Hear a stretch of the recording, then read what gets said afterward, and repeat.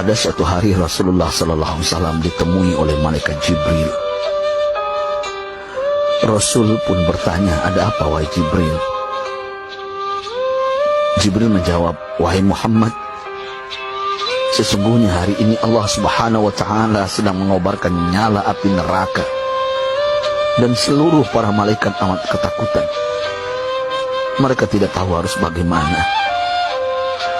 Untung aku ingat, kata Jibril, bahwa engkau Muhammad adalah sumber cinta dan sayang Allah Subhanahu wa Ta'ala kepada alam semesta. Dengan alasan itu aku kesini, bertabaruk mengambil berkah dengan cinta Allah kepada dirimu, ya Rasulullah, ya Muhammad.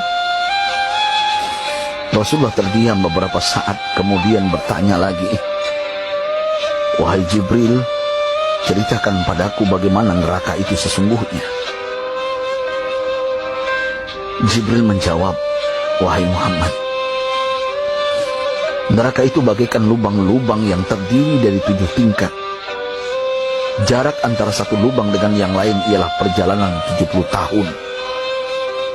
Lubang paling bawah adalah lubang yang paling panas. Nabi SAW meneruskan pertanyaannya, lalu siapakah penghuni lubang-lubang neraka itu, wahai Jibril? Sampaikan kepadaku, Jibril. Jibril menjawab, lubang yang paling bawah diciptakan untuk orang-orang munafik. Lubang yang berikutnya untuk penyembah berhala, lalu untuk penyembah bintang dan matahari. Jibril terus menerangkan penghuni tingkatan neraka hingga lubang yang kelima, tempat umat Yahudi, dan yang keenam dihuni oleh umat Nasrani. Setelah menjelaskan penghuni 6 tingkatan neraka, Jibril diam cukup lama. Rasulullah SAW penasaran dan bertanya kepada Jibril, wahai Jibril, siapakah penghuni neraka yang ke-7? Jibril diam saja tidak menjawab. Rasulullah SAW mengulangi pertanyaannya, tapi Jibril tetap diam. Rasulullah tambah penasaran dan mendesak Jibril agar dijawab pertanyaannya. Akhirnya Jibril pun berkata, umatmu wahai Muhammad, mereka itu para pelaku dosa besar di kalangan umatmu, yang dimana sampai mereka mati belum sempat bertaubat. Mendengar jawaban Jibril, Rasulullah langsung jatuh pingsan. Jibril merangkulnya dan meletakkan tubuh baginda di atas pangkuannya. Tak berapa lama Rasulullah SAW sadar dan langsung menangis bersimbah air mata dengan terisak-isak. Rasulullah mempertegas pertanyaannya, wahai Jibril, apakah benar ada di antara umatku yang masuk neraka? Jibril menjawab, benar wahai Muhammad, pelaku dosa besar di antara umatmu yang belum bertaubat. Setelah itu Rasulullah menghadap kiblat dan sujud kepada Allah dalam isak tangisnya. Sesekali dengan suara pelan beliau membisikkan kata-kata, ummati ya Rabb, ummati, ummati, ummati. Beliau SAW tidak mengangkat kepalanya dalam keadaan seperti itu selama 3 hari 3 malam, kecuali setiap Bilal bin Rabah mengumandangkan azan, barulah beliau bangkit untuk menjadi imam, dan setelah itu kembali sujud lagi. Pada hari ketiga Abu Bakar menyadari hal ini, beliau mengetuk pintu Rasulullah dan mengucapkan salam 3 kali, namun tidak terdengar jawaban.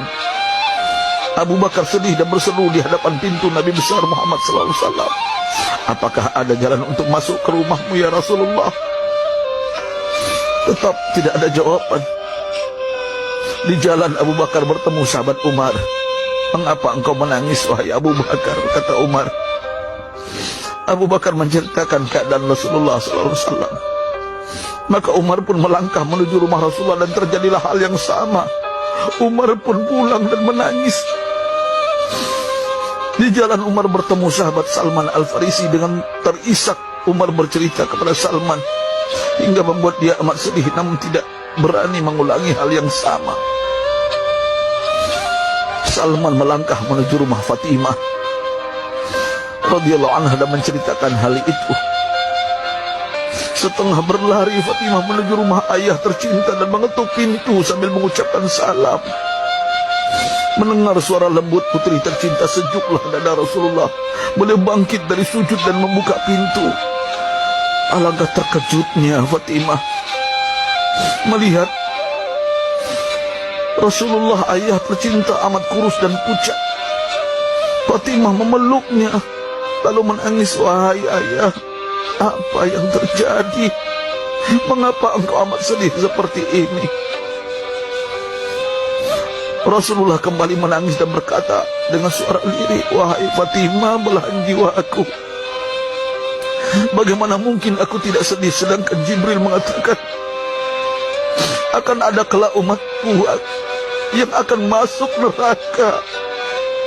Subhanallah, betapa besar cinta Rasulullah kepada kita umatnya. Sahabatku,